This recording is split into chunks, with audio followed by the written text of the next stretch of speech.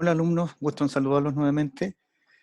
Hoy día para conversar de un tema que también es importante, que está relacionado con nuestra primera unidad que corresponde a la célula. Les recuerdo que la primera unidad es estructuras de las células, por lo tanto, para recordarles que lo que hemos visto hasta el momento han sido básicamente los organelos de la célula, hemos visto la membrana celular y hoy día vamos a terminar esta unidad número 1, correspondiente a la unidad de la célula. La vamos a terminar con la exposición de dos estructuras muy importantes que se llaman citoplasma y núcleo celular. Si les quedaron dudas la clase anterior que hicimos el día jueves, por favor, en la próxima clase, que la tendremos también el día jueves, anótenlas, por favor, y en ese momento, cuando estemos interactuando, me las hacen saber para que las podamos solucionar entre todos, ¿no es cierto? La idea es que yo no esté dando, obviamente, la respuesta, la idea es que entre ustedes que interactúen durante la clase virtual, para poder obtener las respuestas, la mejor respuesta posible ante la pregunta determinada. Vamos entonces a continuar, vamos a iniciar entonces, perdón, esta clase, y este material tiene que ver, está relacionado con la semana, la primera semana de mayo, que va desde el lunes 4 al viernes 8. Recuerden que el 7, que es el día jueves, es cuando nosotros tenemos clase, por lo tanto hay que conectarse en ese momento. Ya, según, ya lo hemos hecho, todos lo conocen, y la idea es que, como vuelvo a insistir, es que podamos interactuar, que no solamente sea yo el que habla, sino que si yo me permito hacerles una pregunta, agradeceré por favor que me la contesten. Si no la saben, pregunten, que nos digan que no saben. No es ninguna falta el que no sepa hoy día, para eso estamos nosotros, para poderlos ayudar. Vámonos entonces al contexto de las cosas. A modo de recuerdo, cuando nosotros vemos las células, y básicamente estamos hablando de las células eucariontes, luego aquellas células eucariontes, ¿cuáles son? ¿Se recuerdan? Bien, se los voy a recordar. Las células eucariontes son aquellas células más evolucionadas y que se caracterizan por tener un núcleo, una zona especial donde se ubica exclusivamente el material genético. Es decir, si yo la comparo con una célula procarionte, que es una célula primitiva, en la cual ustedes ya saben que el material genético no tiene un lugar determinado, sino que está disperso en el citoplasma, incluso es más, a la mirada del microscopio ustedes van a ver un manchón difuso. Sin embargo, cuando ven una célula eucarionte, van a ver que ese material genético está dentro de un núcleo, que más adelante veremos la estructura del núcleo, y en ese lugar específico que se llama núcleo, está el material genético. Si hacemos una comparación, por ejemplo, con el núcleo con la estructura celular de las células procariontes, no existe un núcleo. Existe una especie de núcleo que se llama nucleoide, que en el fondo no tiene membrana celular. Por lo tanto, esa es la clave y la diferencia que permite entonces identificar cuando una célula corresponde a una procarionte, que en este momento podría ser perfectamente bien una bacteria, que son las primeras células que aparecieron en el universo y que hasta el día de hoy están, para que vean ustedes lo resistentes que son, y que son capaces de adaptarse a todas las condiciones del medio ambiente, extremos de sequedad, donde no hay agua, donde hay altas temperaturas, donde hay baja temperatura. Si les falta el alimento, ya son capaces de esporularse, es decir, de encerrarse en sí misma y vivir como una semilla hasta el momento en que las condiciones les favorezcan. Sigamos entonces. Habíamos visto también el citoplasma, ¿no es cierto? El citoplasma es importante, no, todavía no. La membrana celular. La membrana celular la vimos la semana pasada y vimos que era una estructura formada por sustancias o por moléculas, ¿ya? Que son moléculas orgánicas. ¿Qué características tenían estas membranas celulares? ¿Por qué estaban formadas? ¿Ustedes se recuerdan cuáles son las moléculas orgánicas que forman la membrana celular? Les voy a dar un tiempo suficiente para que piensen y puedan contestar. Recuerden que la membrana celular está formada por una doble capa de fosfolípidos, ¿ya? Si nosotros vemos los fosfolípidos, vamos a ver que en el fondo son unas estructuras que tienen una cabeza totalmente redonda y tienen dos patitas hacia abajo.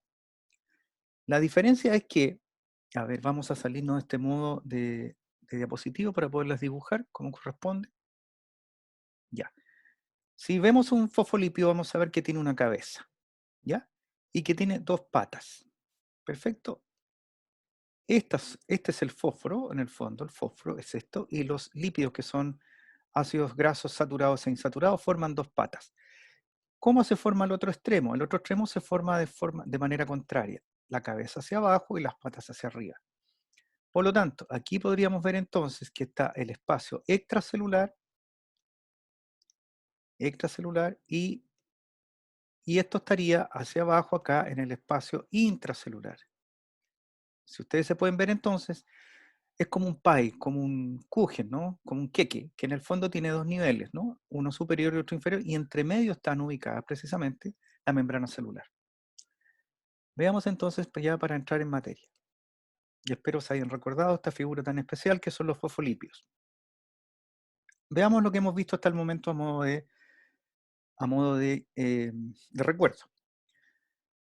Dice correspondía a la membrana celular. Queda de manifiesto entonces que la importancia de la membrana celular, ¿ya?, que rodea a todas las células formando una barrera de control que es la que permite ingreso y salida de sustancias que le son necesarias a la célula, como también les impide, generalmente por el tamaño, les impide la entrada de sustancias que no son precisamente las mejores para la célula.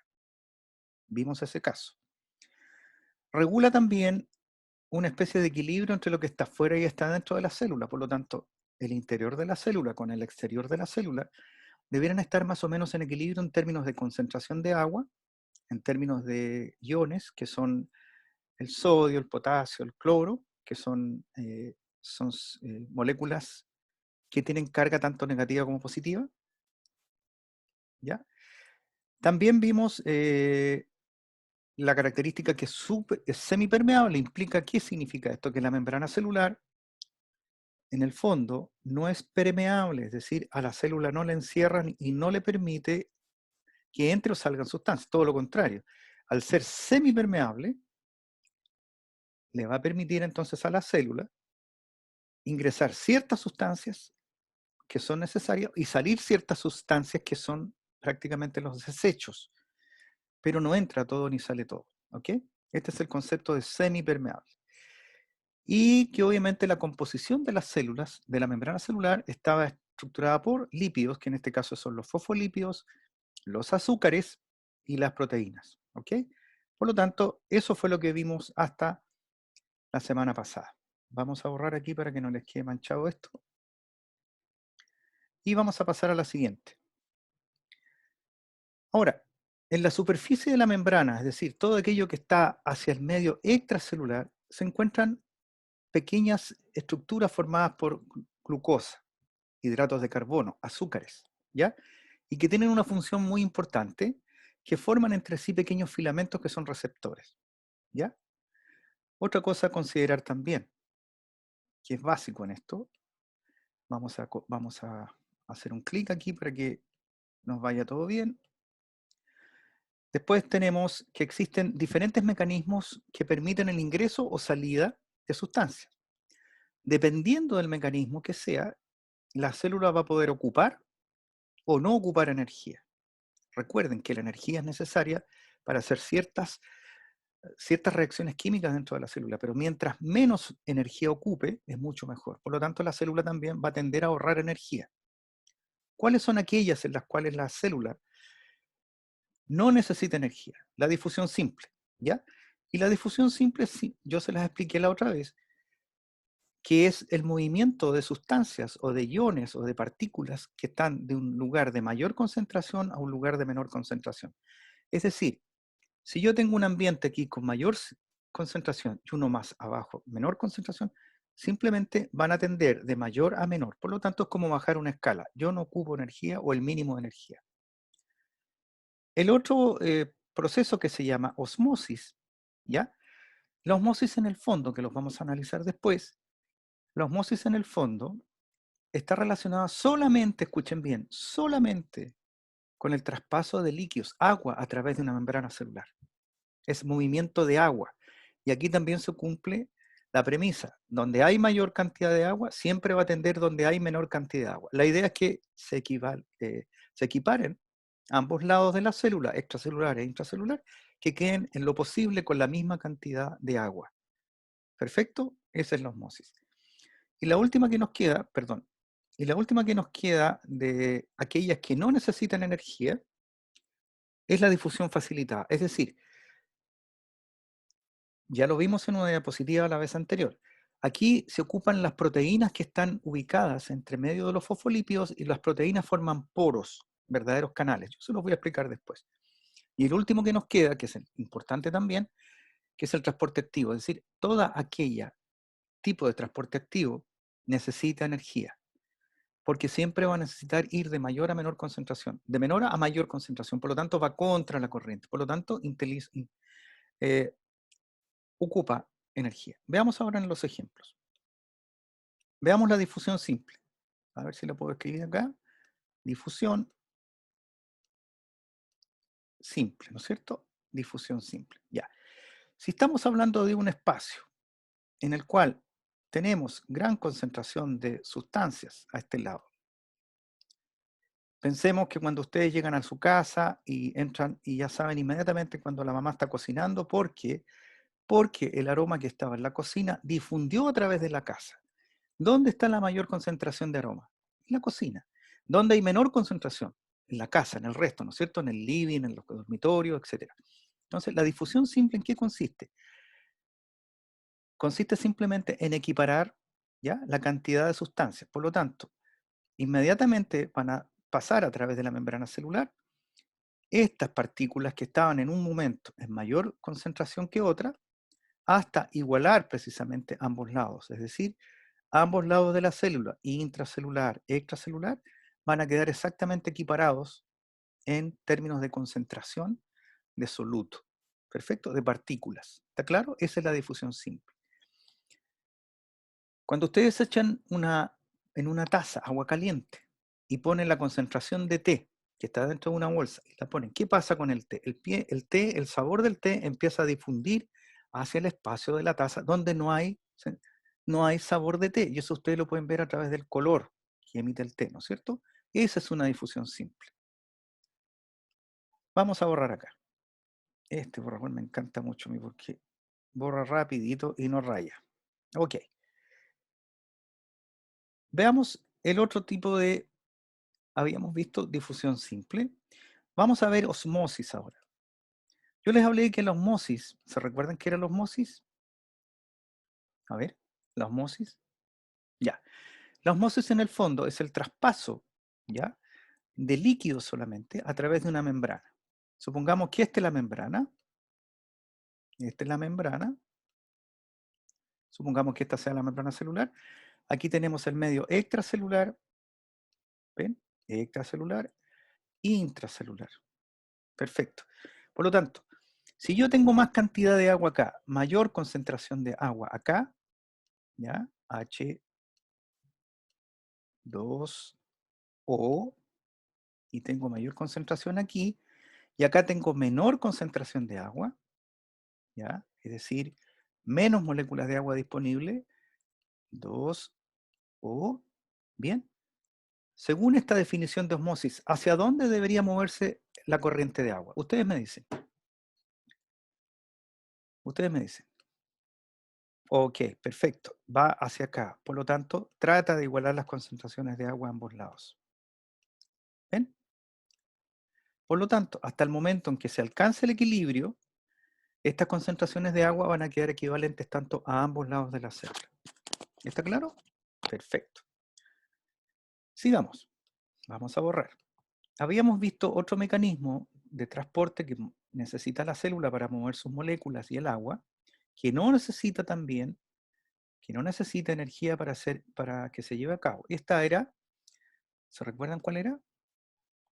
El transporte facilitado, TF, ¿no es cierto? Transporte oh, que cuesta escribir, fácil le vamos a poner, ¿no? Transporte facilitado. Supongamos que aquí tenemos la membrana celular, supongamos que tenemos la otra capa de la membrana celular, por lo tanto esto es extracelular, extracelular, intracelular, dentro de la célula. Y recuerden que esto está formado por una doble capa de fosfolípidos, ¿no es cierto? Aquí hay otro, aquí hay otro, ¿ya? Y obviamente que la otra parte va a ser todo lo contrario. Todo lo contrario va a ser las cabezas aquí, perdón, las cabezas aquí, las cabezas aquí y las patitas hacia arriba. O sea, las patas entre sí se tocan, que son en el fondo los lípidos. ¿Qué es lo que pasa con este transporte facilitado?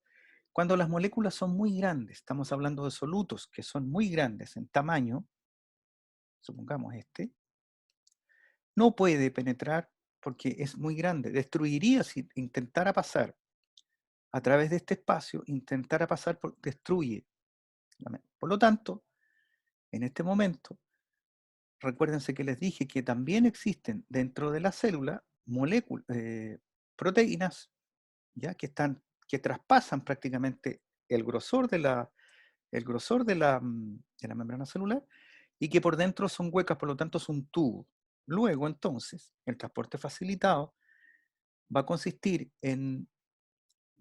entonces en que una molécula grande, y aquí la vamos a dibujar, una molécula grande que está acá, por el tamaño, puede ingresar por este interior, siempre siguiendo de mayor a menor concentración.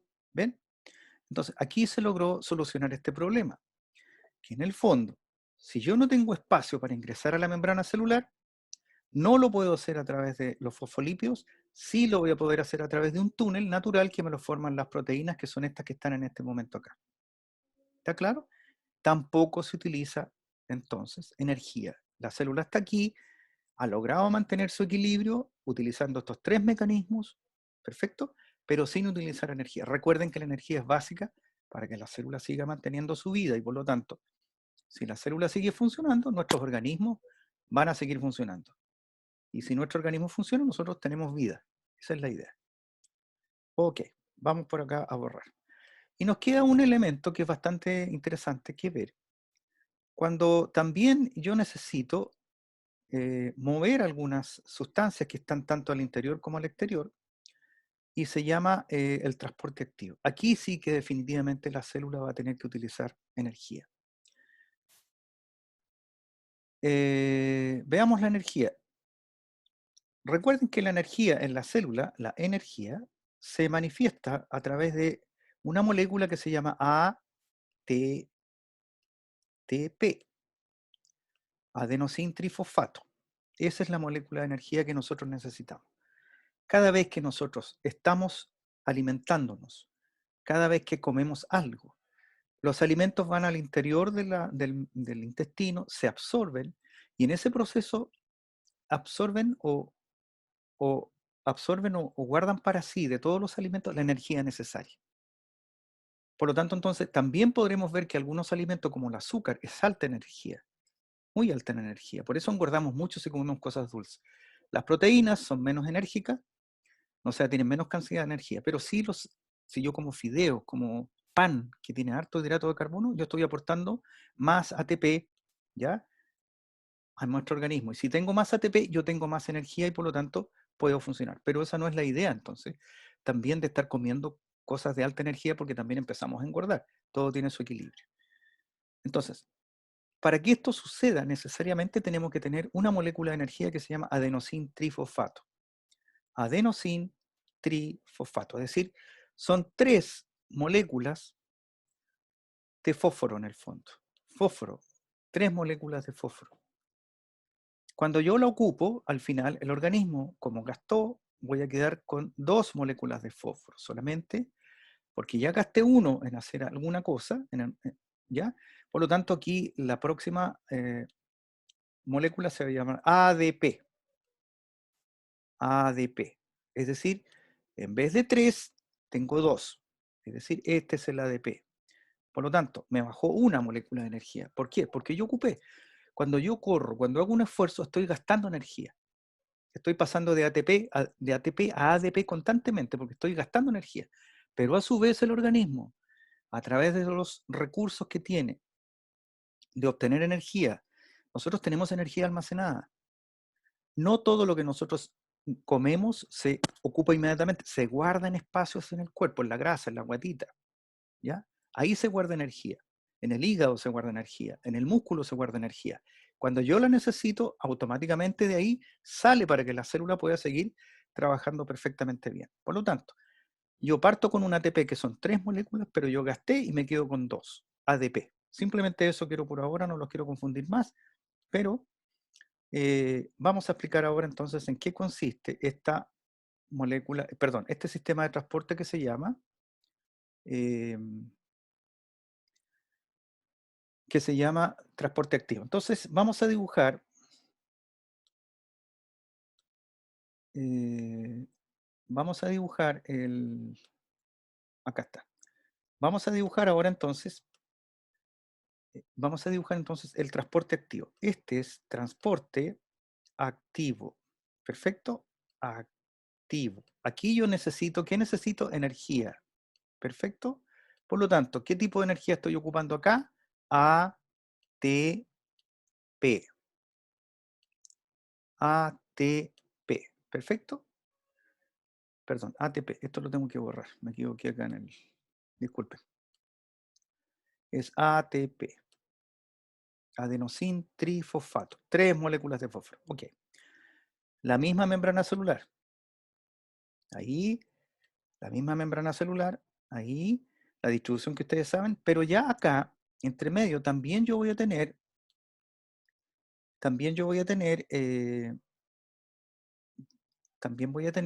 proteínas, ¿ya? Proteínas en aquí entre medio. Y la diferencia está entonces en que esta proteína va a tomar la molécula que está aquí, la va a ingresar, perfecto, la mantiene y esto gira, quedando entonces posteriormente la misma proteína cerrada aquí arriba, pero se abre aquí para que baje la sustancia que yo logré ingresar. ¿Se fijan? La toma, gira, una vez que gira, queda con la boca hacia abajo y la sustancia cae. Eso en el fondo es un transporte activo, ¿ya? En el fondo también implica que yo voy a gastar energía porque estoy yendo de mayores a menores concentraciones. Por ejemplo, en el exterior vamos a encontrar constantemente sodio y en el interior de la célula vamos a encontrar potasio. Aquí está la famosa bomba de sodio y potasio, que es una proteína. Por lo tanto, cuando yo quiero sacar el potasio, ¿ya? Y quiero ingresar el sodio, yo necesariamente voy a tener que usar este tipo de transporte activo. Hasta ahí los quiero dejar por ahora, no los quiero enredar más. Simplemente fíjense que es un sistema mucho más complejo en el que actúan las proteínas, pero la proteína aquí, como les decía yo a ustedes, cambia, es decir, gira de lugar hacia abajo para soltar la molécula que venía acá arriba. ¿Se fijan? Acá estaba en principio la molécula, ahora está aquí abajo, pero giró. Por lo tanto, todo ese proceso que ocurre en todas las células, en los billones y billones de células que tenemos en nuestro organismo, se gasta energía. ¿Ok? Bien. ¿Cómo vamos hasta aquí? ¿Están cansados? Igual lo vamos a ver esto el jueves, se los voy a explicar perfectamente bien. Así es que tranquilos ahí. ¿Ok? Bien. Veamos entonces a lo que vinimos. La clase de hoy día, ya les expliqué lo que hemos visto en principio, se refiere exclusivamente a lo que es el citoplasma y el citoesqueleto. El citoplasma, ustedes saben, ¿ya? Que es una sustancia viscosa, gelatinosa. Piensen en un huevo, ustedes lo quiebran y lo dejan caer sobre una mesa sin romperlo, van a ver que se diferencian dos zonas bien claras.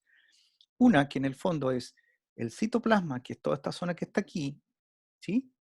Viscosa, casi transparente, muy viscosa, muy ligosa, está formada por alta cantidad de proteínas, y a su vez vamos a encontrar otra estructura que se llama núcleo adentro del citoplasma.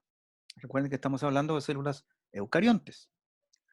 Entonces, el citoplasma entonces es una estructura que está ubicada al interior de la membrana celular, es decir, adentro de la célula. ¿Y quién contiene el citoplasma? La membrana celular, tal como figura acá. Esta es la membrana celular, ¿se fijan? Esta es la membrana celular. Y este es en el fondo el citoplasma. Ahora, ¿qué pasa en el citoplasma? ¿Qué es lo que hay en el citoplasma? ¿Por qué es importante? Se los voy a explicar. Vamos a borrar nuevamente. Aquí en el citoplasma, que tiene una cierta estructura, una cierta forma, una cierta resistencia, por lo tanto, aquí pueden ubicarse los organelos celulares. Dentro de ellos nombramos recién al núcleo, ¿no es cierto? Pero también están las mitocondrias, está el retículo endoplasmático rugoso, el retículo endoplasmático liso, y está el Golgi por aquí también, ¿no? Están los lisosomas, están los lisosomas, están ¿cómo se llaman estas? Las mitocondrias, etcétera, etcétera, que se las había nombrado, pero ellos están flotando, entonces están fijos, levemente flotan. O sea, no es que la célula por dentro sea totalmente hueca, existe esta especie de yema, entre comillas, que lo sostiene. ¿Ok? Está clarísimo eso. Vamos a pasar a la siguiente. Entonces, si vemos una célula común y corriente, vamos a ver que está el núcleo, ¿ya? Que está en este momento el aparato reticular, perdón, el sistema reticular rugoso, perdón, aparato rugoso, el que está pegado, ¿no? Está pegado el Golgi y está pegado por otro lado, acá está el Golgi, perdón, y aquí está pegado el otro que es el liso. Las mitocondrias, los lisosomas, los dictiosomas, etcétera, todo lo que está dentro de la célula. Y esto hace entonces de que entre ellos exista, ya se sientan totalmente protegidos y suspendidos en el aire. ¿Ok? El citoesqueleto, que en el fondo está forma por filamentos proteicos, el citoesqueleto en el fondo, tal como dice su palabra, es un esqueleto. A ver si lo vamos a ver más claro por acá. Sí, aquí lo vamos a ver mejor. Este es el citoesqueleto. Entre una membrana celular y la otra, recuerden que es una doble capa, existe el citoesqueleto que son verdaderos andamios, ¿ya? Que se entrecruzan entre ellos y le dan un volumen a la célula. Es decir, la célula no es plana, sino que tiene un volumen. Por lo tanto, en el interior estarán dispuestos los organelos, las mitocondrias, ¿ya?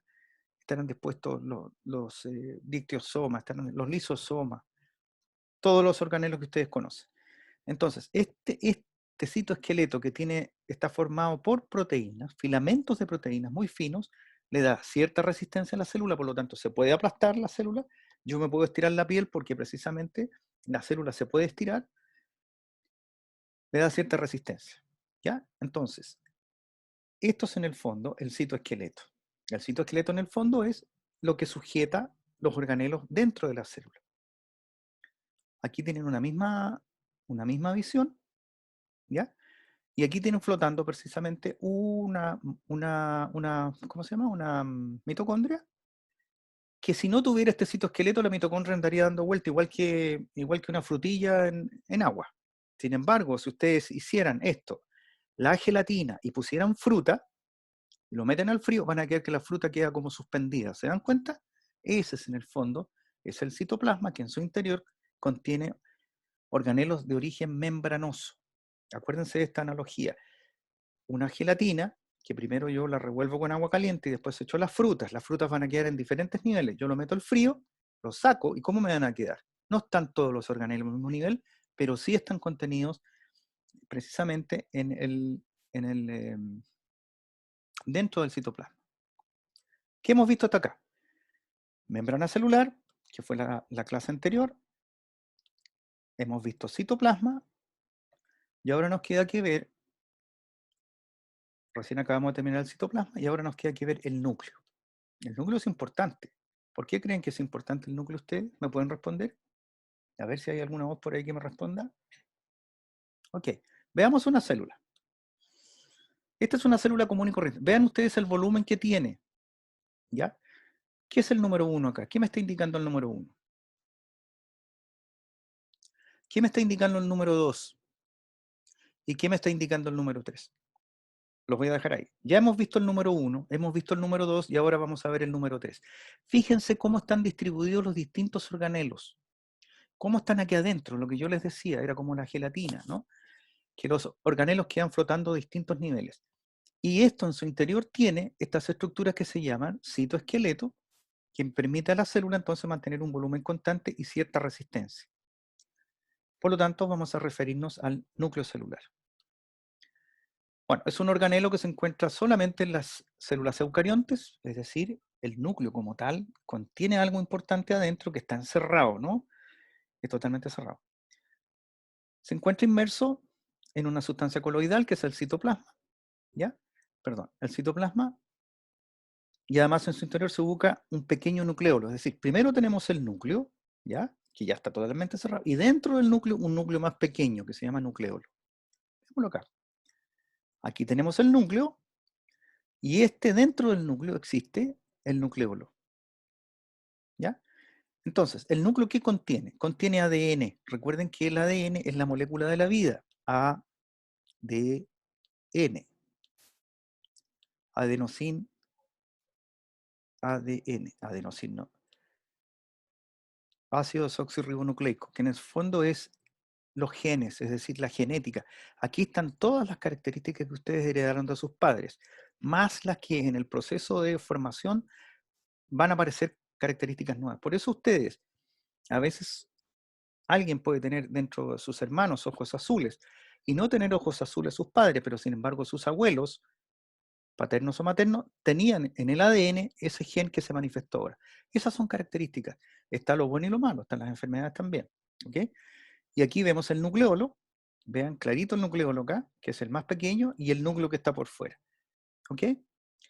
El ADN puede estar hecho, simplemente se lo voy a nombrar, de dos tipos de en el mismo ADN, lo que pasa es que están en estructuras distintas, eucromatina y heterocromatina. Pero ahora lo que me interesa es que ustedes guarden esto, que adentro del núcleo está el material genético que se denomina ADN.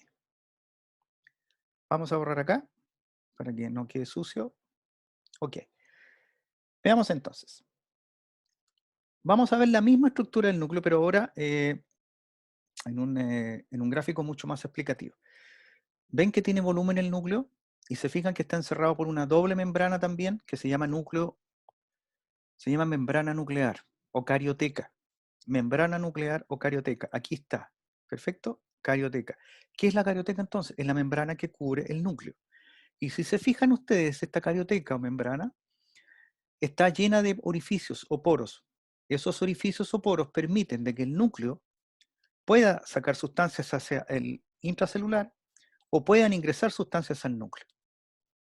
O sea, el núcleo está contenido, pero no encerrado, está contenido en una estructura que se llama carioteca y que esta carioteca tiene precisamente poros, muchos poros, perforaciones, está fenestrado para precisamente que salgan y entren, por ejemplo, agua, H2O, ¿ya? Pueden salir proteínas, porque aquí adentro hay una fábrica de proteínas,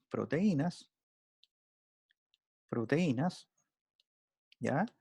Y también pueden salir aquí moléculas de ARN, que es el ácido ribonucleico, que también es otro tipo ARN, ribonucleico, que también es otro tipo de ácido nucleico, que es la continuación del ADN.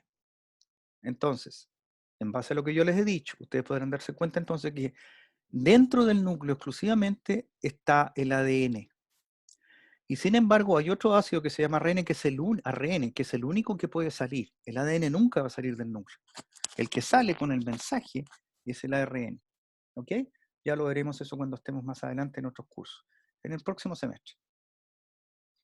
Bien.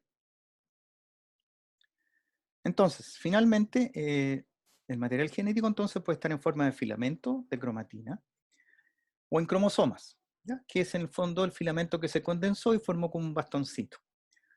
El núcleo está relacionado, el nucleolo está relacionado con la síntesis de ARN.